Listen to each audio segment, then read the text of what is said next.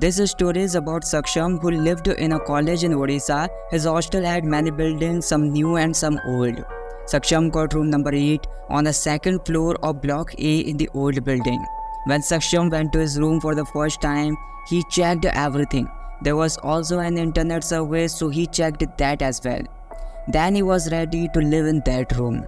After 2 days of living in the room, he found out that the room in the front of his room was not a room of a student. It was a storeroom. It used to be someone's room, but it was later converted into a storeroom. A few days later, he also found out that the person who used to live in the room had committed suicide, which is why the room was permanently closed. Some of the students had sensed something in the room, so the other students didn't feel comfortable going into it. For this reason, no one was willing to stay in that room. Therefore, the management decided that the room would be kept empty and no one would stay in that. Some additional items such as beds, sheets, dressers, tables and chairs would be kept in the room. There were 15 students in the class who were allotted to the hostel. One room was given to 2 students, as 15 is an odd number. If 2 students are put in each room, one student will be left alone. This happened to Saksham. He was alone in the room. Initially, he was happy that he would be alone in the room. No one would disturb him.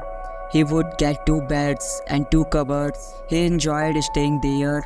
He would roam around, use internet, play online games and listen to online lectures. He was enjoying his life without any disturbance. He spent 4 or 5 days like this. He liked to sleep alone in his room, but after 4 or 5 days, when he slept at night, he felt like someone had pulled his hair from behind. He suddenly woke up and saw that no one was around.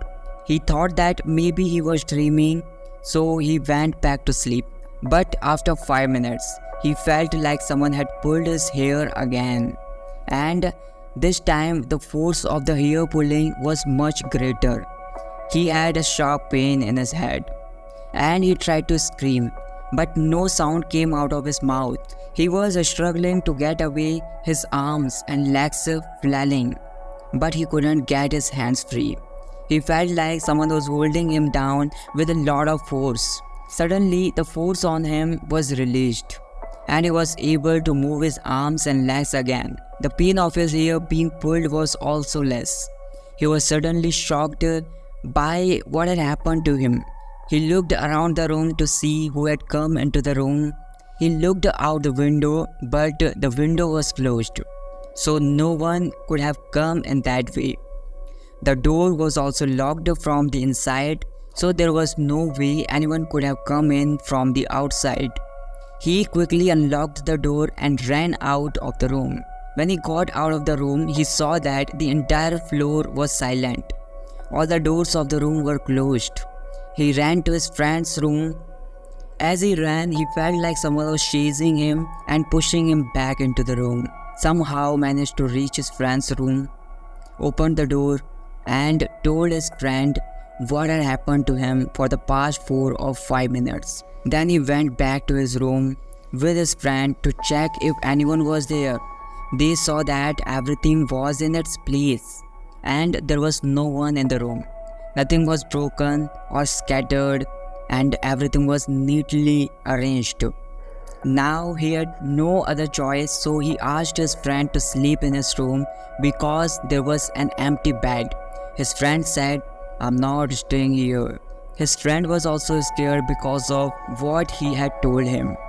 So his friend went to his room and Saksham was left alone in the room. A day passed, then 2 days, then 4 days, then 6 days, then 10 days. Nothing happened to him. But what had happened to him, it affected him only for 2 or 3 days. He thought a lot for a day or 2 after the incident. But after 4 or 5 days and then after 10 days, he started to take it lightly. He used to come to his room, study, browse the internet, play games, watch lectures, and talk to friends. He would fall asleep at night and he almost forgot the incident. A few weeks later, He came to his room. As he opened the door, he saw that there were 4 or 5 plastic bags flying in the air. He saw that the fan was off, the window was closed, and the door was also closed.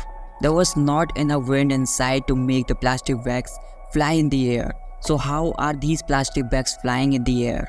So he picked up the plastic bags and threw outside.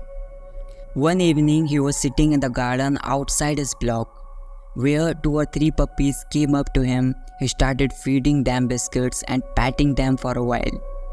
Then after a while, when it started to get dark, he went inside his block and into his room.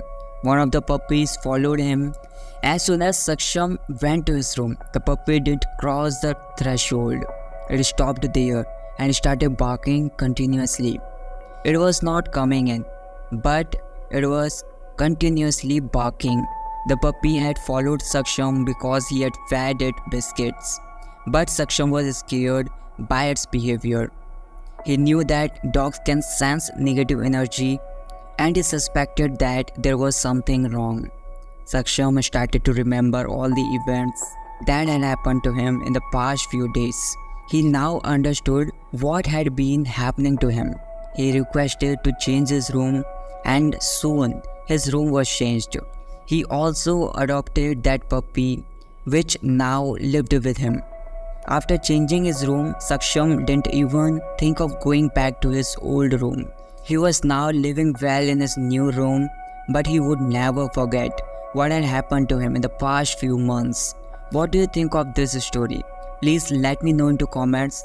I've also given an email ID in the description box of this video.